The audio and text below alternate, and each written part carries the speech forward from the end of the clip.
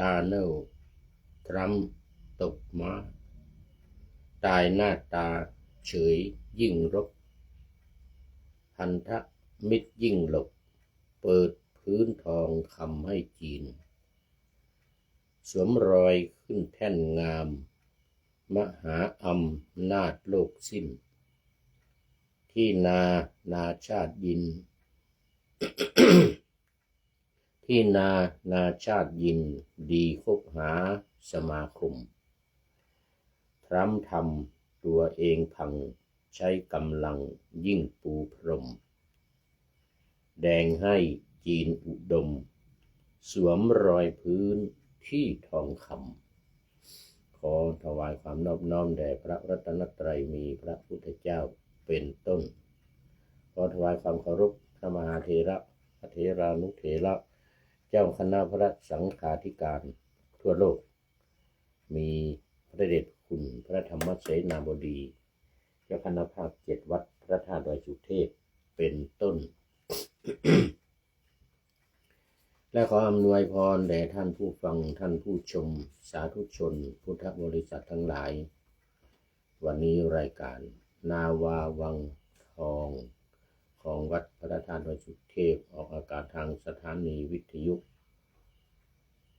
พระพุทธศาสนาแห่งชาติและจริยธรรมวัดพระธาตุดอยสุเทพระบบ FM 96 เมกะเฮิรตซ์มีพ่อครูวันลบนามวงพรหมเป็นผู้อำนวยการอาจารย์พระมหาประสิทธิ์ประสาธิโกเป็นหัวหน้าสถานีและอาตมาภาพพระครูปริยัติยานุศาสตร์เป็นผู้บรรยายเป็นประจำทุกวัน ศุกร์เสาร์และอาทิตย์เวลา 7:30 นาทีถึง 8 นาฬิกาและเวลา 13 ถึง 14 นาฬิกาเฉพาะวันศุกร์และวันเสาร์ก็5 วัน3 วัน5 เวลาเพราะว่าภาคบ่ายมีวันละ1 ชั่วโมงแค่2 วัน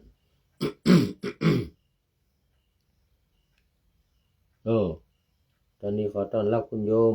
จันสมวันนี้มาตั้งแต่หัวรุ่งไก่ยังไม่ทันโหสุริโยยังไม่จับขอบฟ้า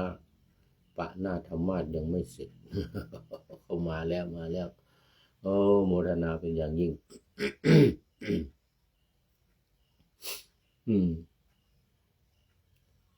2. สถานีวิทยุเพื่อการศึกษาพระพุทธศาสนาและวัฒนธรรมวัดฝายหินตำบลสุเทพอำเภอเมืองจังหวัดเชียงใหม่มีพระครูสมุวิสุวัตรวรกิจโจเป็นผู้อำนวยการ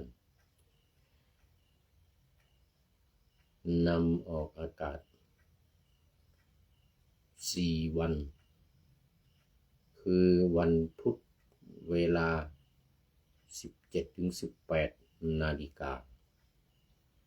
วันศุกร์และวันเสาร์ 14 ถึง 15 นาฬิกาและวันอาทิตย์ 15 ถึง 16 นาฬิกา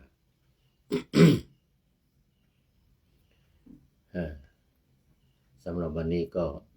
บันทึกเสียงล่วงหน้ามา1 วันจากวัดพระบรมธาตุดอยสุเทพซึ่งวันนี้ดีใจมากมีลมและมีฝนเล็กน้อยซึ่งก็สามารถขจัดปัดเป่าหรือสะเอาควันลงดอยไป อากาศเลยสดใสตอนเย็นนี้ตอนเย็นที่ผ่านมานี้ นี่ยังตกไม่มากฝนยังตกไม่มากเพราะมันมีลมมากถ้าลมไม่มากนี่ฝนตกเยอะหมอกควันทั้งหลายก็จะหายหมดเลยแต่นี่ก็ยังดียังดีกว่าไม่ตก ผ่านทาง Facebook ไลฟ์สวัยเทพบุญเหมือนเดิมอันดับแรกนี่ก็ ขออนุโมทนาประชาสัมพันธ์กับเจ้าภาพวันนี้วันสุดท้ายของโครงการอบรมฝึกหัดพระภิกษุปาติโมกข์ของคณะสงฆ์ภาค7มาเดินทางมาครบกำหนดแล้ว2 เดือน2 เดือนครบเมื่อวานนะความจริงวันที่23วันที่24นี่ก็ตรงตัวพอดี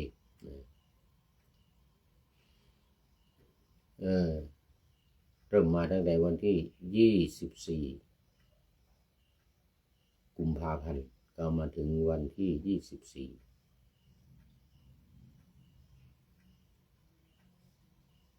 เมษายนนี่โอ้นึกอยู่ตั้งนาน 24 เมษายนวันนี้ก็เจ้าภาพก็ประกอบไปด้วย1พระเดชพระคุณหลวงพ่อพระเทพรัตนนายกเจ้าคณะจังหวัดลำพูนโอ้โหนี่ท่านเจ้าคุณหลวงพ่อเจ้าคุณเซียววัดพระธาตุหริพูนชัยเจ้าคณะจังหวัดลำพูนซึ่งก็ เป็น1 ใน 3จังหวัดคือจังหวัดเชียงใหม่ลำพูนแม่ฮ่องสอนของภาค7 3จังหวัดในภาค7ซึ่งเป็นเจ้าภาพเป็นเจ้าของโครงการอบรมในครั้งนี้2นางสาว นิดนางสาวนิดกอวงนายเคนอนาวินกาเนอร์นางสาวซอนยาเทพวราแพรวาขออภัย นางสาวซอนยาแพรวากาเนอร์นายวิเชษฐ์จตุรงค์อารมณ์ อันนี้ก็ใน2ชุดที่3คุณดนัยธนงจิตคุณปรียาดาทะพิงแก่และครอบครัวนี่ก็เป็นเจ้าภาพทั้ง2อย่างเลยทั้งภัตตาหารและน้ำปานะในวันที่24นี่ซึ่งเป็นวันสุดท้ายแล้วก็เป็นวันที่จะได้มอบตราตั้งประกาศนียบัตรสำหรับผู้ที่สอบผ่าน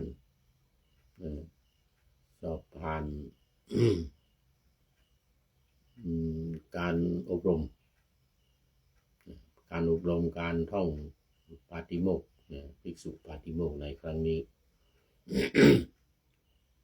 ซึ่งรายชื่อนี่เดี๋ยวพรุ่งนี้จึงจะได้นำมาออกอากาศเพราะว่าวันนี้มาไม่ทันเพิ่งมาถึงเมื่อกี้นี้เอง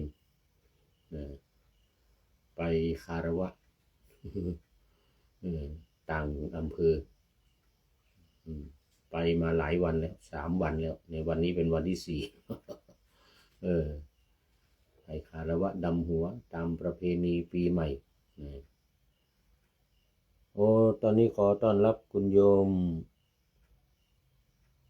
อาจารย์วงเจริญวงวานจากกรุงเทพมหานครสาธุยังไม่นอนตอนนี้2 ทุ่ม3 ทุ่มกว่าแล้วโมทนาเป็นอย่างยิ่งจากกรุงเทพมหานครนี่ก็อดีตเลขานุการเจ้าคณะจังหวัดเชียงใหม่ สมัยพระเดชพระคุณหลวงพ่อวัดสำเภาเป็นเจ้าคณะจังหวัดเชียงใหม่สมัยก่อนก็เป็นเจ้าอาวาสอยู่ที่วัดหมื่นเงินกองวัดหมื่นเงินกองอำเภอเมืองเชียงใหม่นี่ตำบลวัดสิงห์โมทนาเป็นอย่างยิ่ง เอาละตอนนี้ ซึ่งวันนี้ท่านเจ้าพระคุณสมเด็จพระมหาธีราจารย์เจ้าคณะใหญ่โหนเหนือวัดพระเชตุพนวิมลมังคลารามหรือวัดโพจะได้มาเป็นประธานมอบประกาศนียบัตร แล้วก็คณะสงฆ์จังหวัดเชียงใหม่มีพระเดชพระคุณหลวงพ่อพระธรรมเสนาบดีพระเทพมังคลาจารย์พระเดชมังคลาจารย์เจ้าคณะจังหวัดเชียงใหม่พระธรรมเสนาบดีเจ้าคณะภาค7แล้วก็เจ้าคณะจังหวัดเชียงใหม่รองเจ้าคณะจังหวัดเชียงใหม่เจ้าคณะอำเภอใน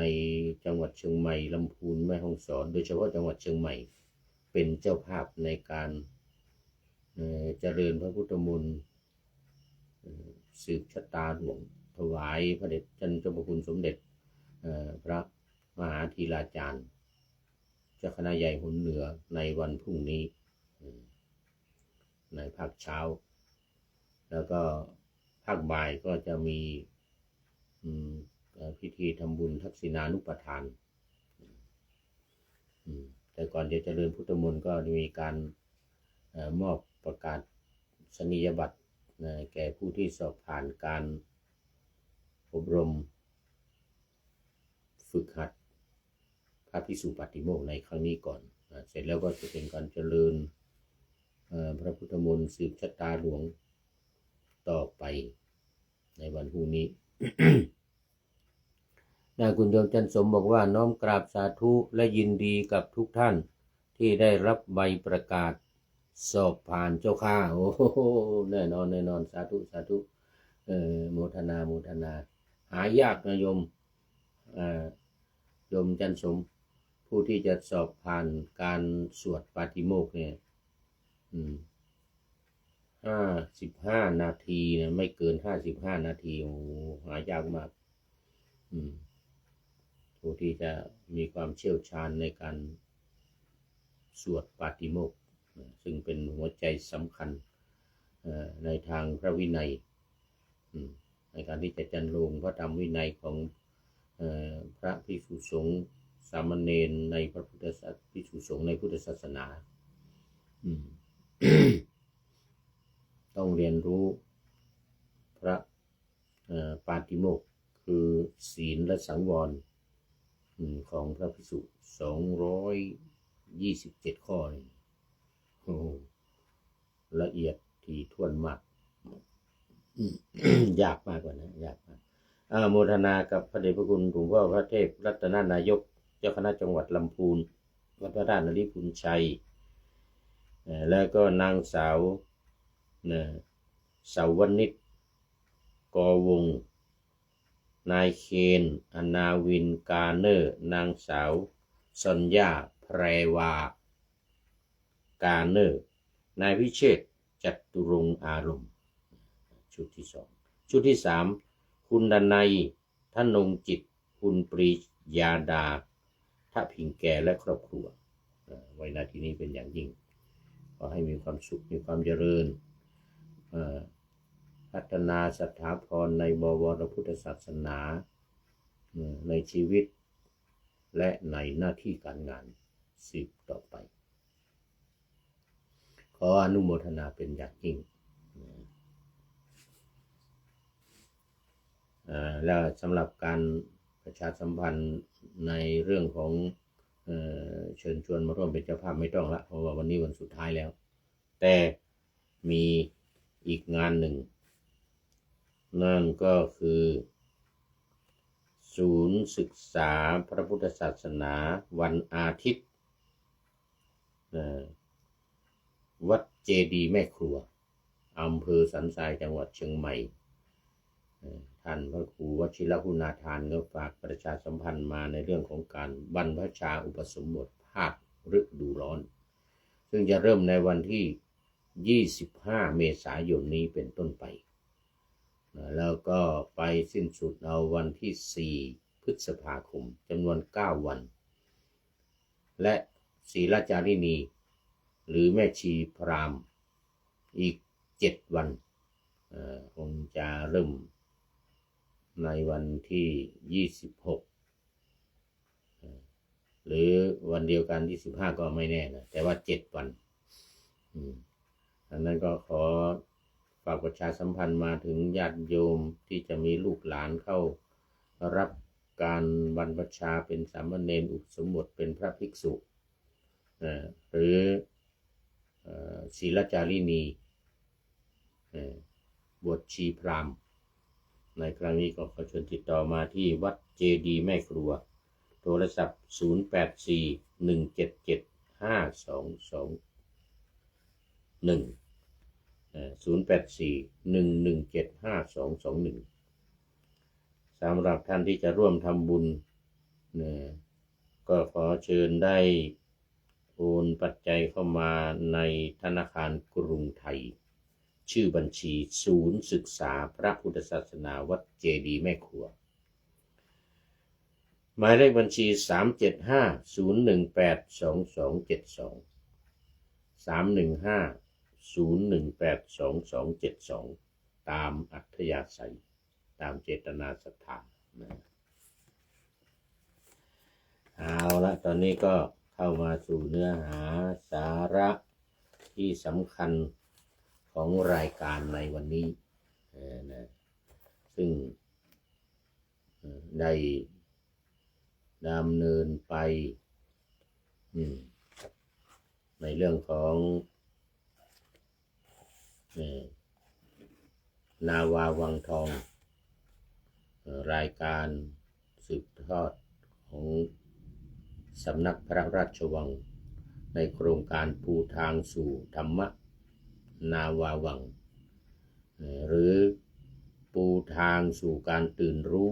ธรรมนาวาวังคำว่าการตื่นรู้นี้เพิ่มเข้ามาในภายหลังเดิมเป็นปูทางสู่การ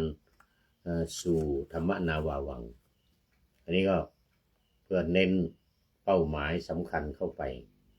ก็คือการบรรลุธรรมการบรรลุเป็นพระโสดาบันพระสกทาคามีอนาคามีหรืออรหันต์เนี่ยนี่เป็นเป้าหมายสำคัญเพื่อที่จะให้พุทธศาสนิกชนสาธุชนทั้งหลายพ้นจากทุกข์ประสบความสุขพ้นจากทุกข์ประสบความสุขขอไป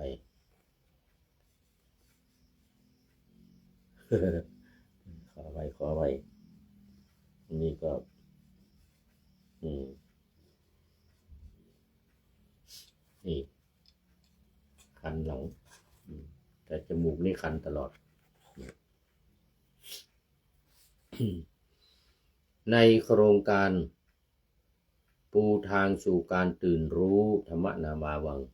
ของสำนักพระราชวังซึ่งสืบทอดมาจากสำนักศึกษาธรรมโดยธรรมนาวาจังหวัดเชียงรายของพระเดชพระคุณหลวงพ่อเจ้าคุณพระราชยานวชิระชิโนภาสวิเจ้าของสำนักศึกษาธรรมโดยธรรมนาวา จังหวัดเชียงรายซึ่งได้ทำการวิจัยมาเป็นเวลา20 ปีมาลงตัวเมื่อปีพุทธศักราช2567ในเรื่องของวิธีการปฏิบัตินั่นก็คือการท่องจำเพราะว่าอะไรเนื่องจากว่าที่ผ่านมาเราก็มีการท่องเหมือนกันแต่ไม่ใช่ท่องจำแต่เป็นการท่องเพื่อให้จิตเป็นสมาธิและเกิดปัญญาบรรลุธรรมเป็นสายเป็นอริยบุคคลนี่แหละสาย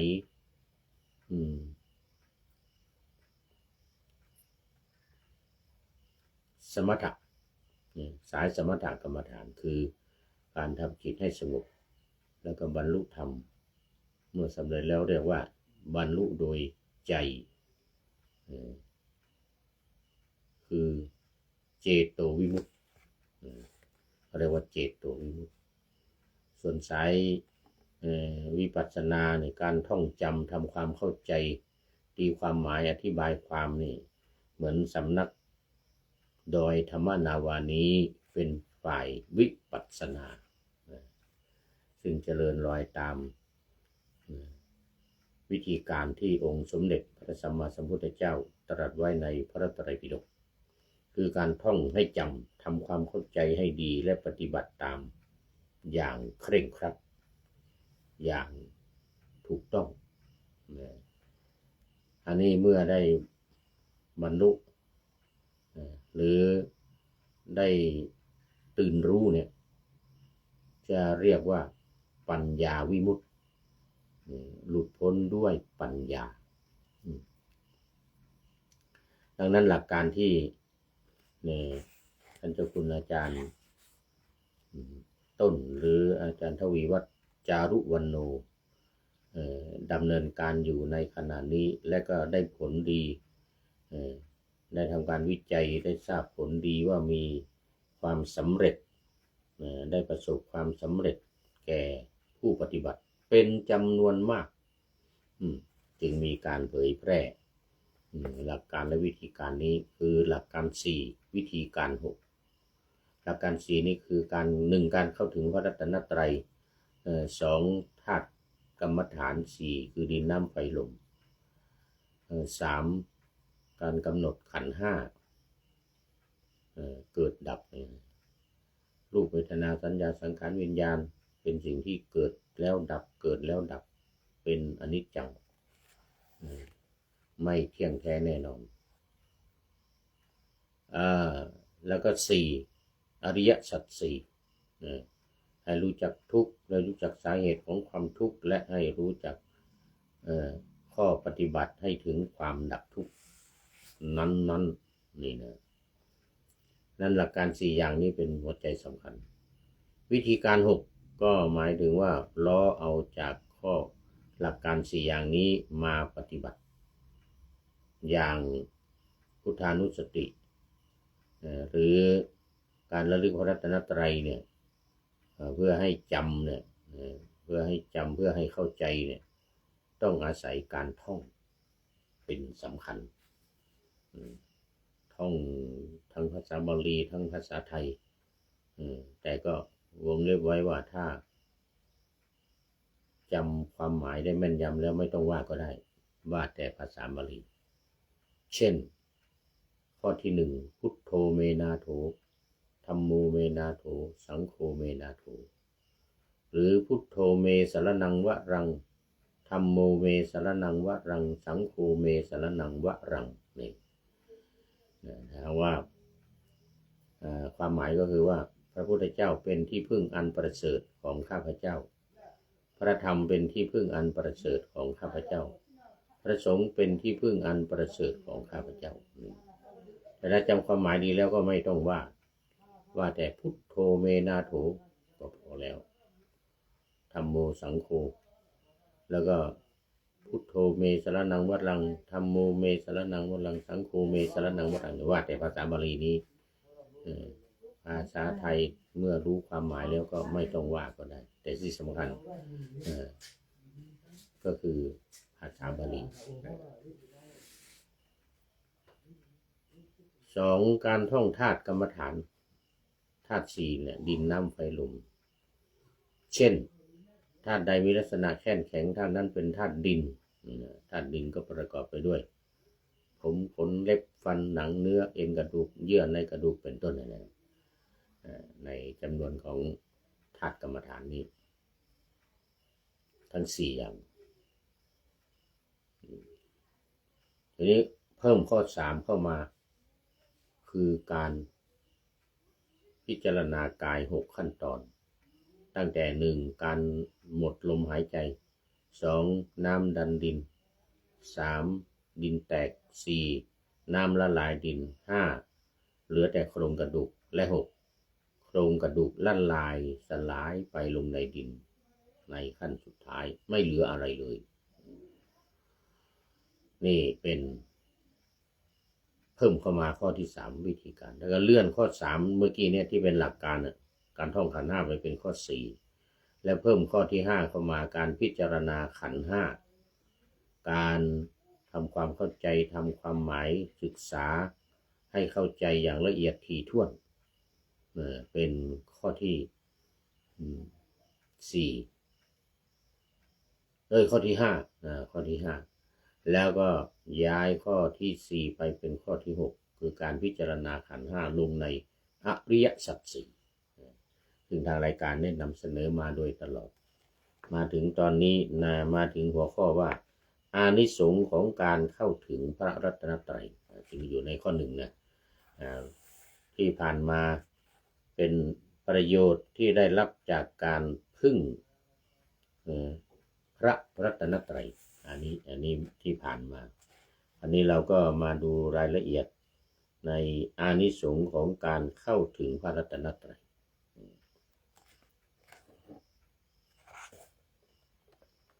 ต้องดูเวลาก่อน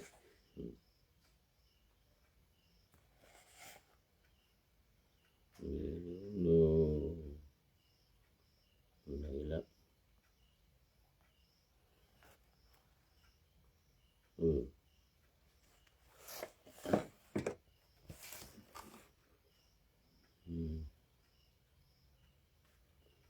เอาละตอนนี้อานิสงส์ของการเข้าถึงพระรัตนตรัยก็คือจิตดวงใดก็ตามที่ระลึกถึงพระรัตนตรัยย้ำๆซ้ำๆจนกระทั่งการระลึกนั้นติดแนบอยู่กับจิต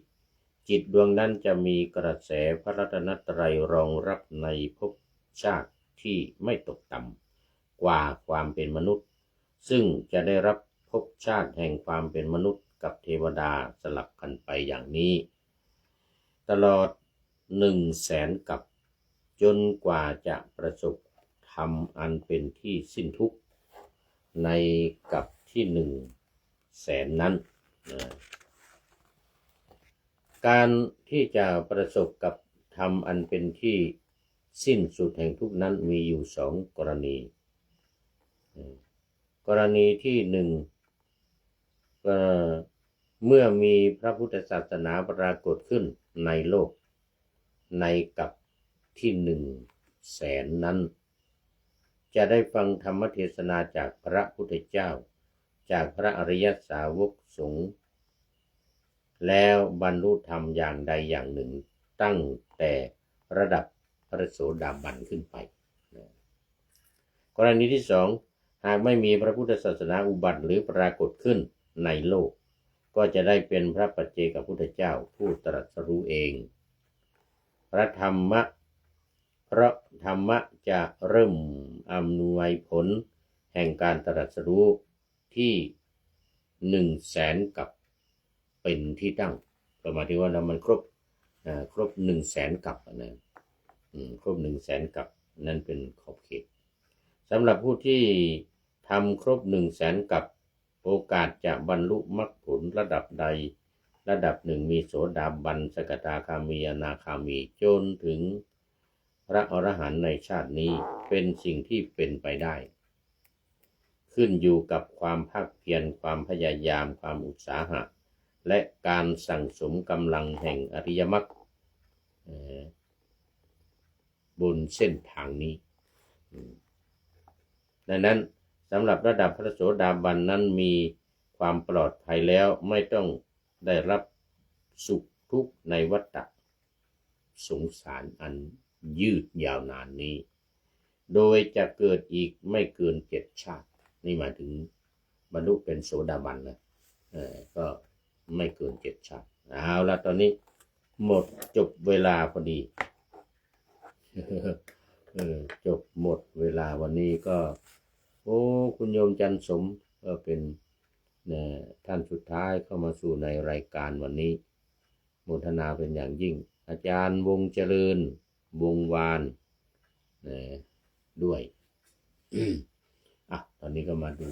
ข้อคิดท้ายรายการกันนิดหน่อยอันนี้เป็นเรื่องด่วนเกี่ยวกับสงครามในตะวันออกกลางซึ่งทันโลกทันเหตุการณ์ได้นำเอาข้อมูลมา ภรยาเทพก็บรพันว่าดาโนทรัมป์ตกม้าตายหน้าตาเฉยยิ่งรุกพันธมิตรยิ่งหลบเปิดพื้นทองคำให้จีนสวมรอยขึ้นแท่นงามมหาอำนาจโลกสิ้นที่นาชาติยินดีคบหาสมาคมทรัมป์ทำตัวเองพังใช้กำลังยิ่งปูพรมแดงให้จีนอุดมสวมรอยพื้นที่ทองคำอันนี้ก็ขอโมทนาขอบคุณกับทันโลกทันเหตุการณ์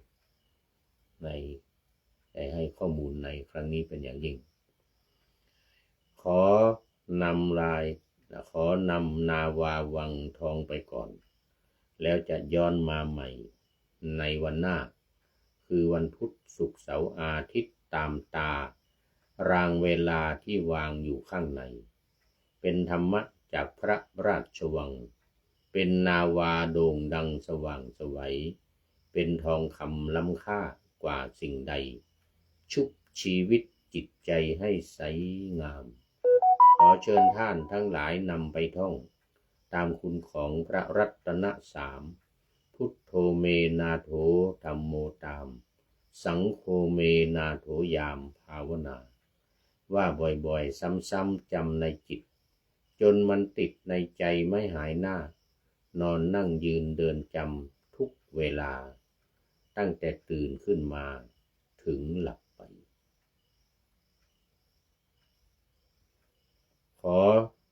ท่านได้ผลจากปฏิบัติได้กำจัดความทุกข์พบสุขใสพลันปลอดโปร่งโล่งสบายทั้งกายใจอยู่ที่ใดใจสงบพบนิพพานขอเจริญพร